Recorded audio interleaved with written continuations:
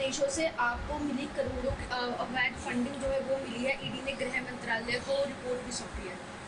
नहीं, ये अगर ऐसा हुआ है, जो कि कई बार दावा किया गया है, और आतंकवादियों से ये अगर इनके रिश्ते हैं, तो वो तो अच्छी तरह से चेक किए जाएंगे। एजेंसियां कर रही होंगी, क्योंकि ऐसे व्यक्ति को यह देश माफ नहीं कर सकता। अरविंद केजरीवाल का कहना है कि पीएम ने ऑपरेशन झाड़ू चलाया हुआ है, नेताओं और का अकाउंट फ्रीज किया जा रहा है। देखिए, देश में अफवाहें फैलाना ये आप पार्टी और केजरीवाल का काम है। कानून अपना काम करता है, लेकिन इनका तो पार्लियामेंट में, जुडिशरी में, प्रजातंत्र में इनका तो विश्वास है नहीं। इन्होंने तो अपने नियम बना रखे हैं कि हमारे नियम ठीक है, बाकी जो हैं वो सारे गलत हैं।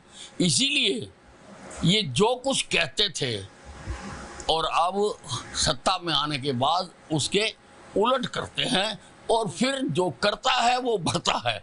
फिर होना नहीं चाहिए। राहुल गांधी का ये निंदनीय है। हमने तो सबके लिए मंदिर खोले हमारे देश में। कोई भी किसी भी मंदिर में जा सकता है, मंदिर भगवान का घर है, कोई भी जा सकता है। और इस प्रकार की अगर कोई बातें करता है तो कानूनन भी उनके खिलाफ कार्रवाई होनी चाहिए। कि अगर इंडिया गठबंधन को बहुमत मिलती है तो हम प्रधानमंत्री मोरारजी देसाई की तर्ज पर चुनेंगे। देखिए, ये जो इंडी गठबंधन है, ये बिना इंजन की गाड़ी है। ये कहीं आ जा नहीं सकते, इसकी सरकार नहीं बन सकते। ये तो केवल देश में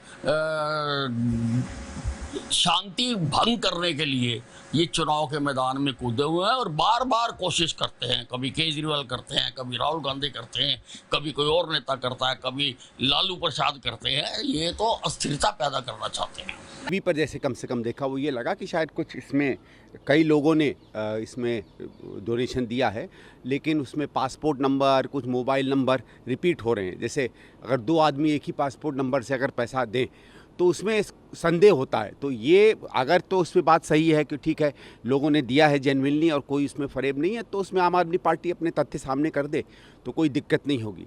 लेकिन अगर ऐसा है कि कोई किसी के नाम पर कोई और पैसा जमा कर रहा है तो फिर तहकीकात बनती है। बट दिक्कत वही है ना कि ईडी हर चीज़ चुनाव के समय जो करती है उससे एक संदेह पैदा होता है, और ये भरोसा नहीं लगता है कि सही में वो जेन्युइनली कोई चीज़ को देख रही है या उसको चुनाव को मद्देनज़र करके रख रही है। सर, पाँच फेज़ के बाद और ये भी कहा कि एनडीए की एक तरीके से लहर है और मजबूती के साथ हम सरकार बनाने जा रहे हैं एनडीए। साथ ही इंडिया अलायंस पर भी निशाना साधा, कहा कि रिजेक्टेड हो चुके हैं, कि डिसक्रेडिबिलिटी इनकी लोगों की सामने है लोगों की। देखिए साहब, ज़मीन पर जाएं तो इसका बिल्कुल उल्टा दिख रहा है। भारतीय जनता पार्टी का जो काडर है वो निराश बैठा हुआ है, सड़कों पे दिख नहीं रहा। मैं जैसे आपको बताता हूँ, जहाँ मैं हूँ ये एक ऐसा इलाका है जहाँ कम से कम पुराने चुनाव में तो पिछले 40-45 दिन में 2-3 बार भारतीय जनता पार्टी के लोगों को आ जाना चाहिए था कैंपेन करने के लिए। एक बार भी नहीं आए अभी तक। ये नॉन इलाका, ऐसा भी कुछ नहीं है। यहाँ बीजेपी का सुना है असर भी है। तो ऐसी जगहों पे जहाँ उनका असर है, 30-40 दिन की आज कैंडिडेट डिक्लेयर हुए हो गया, एक बार भी कोई नहीं आया है। तो ये अपने आप दिखा रहा है। मैं तो अपने अनुभव से बता रहा हूँ, और जगहों से भी यही अनुभव निकल कर आ रहे हैं कि काडर निराश बैठा है। और अगर काडर निराश बैठता है तो वो इसलिए निराश बैठता है क्योंकि वोटरों से उसको कोई प्रतिक्रिया सकारात्मक नहीं मिलती है।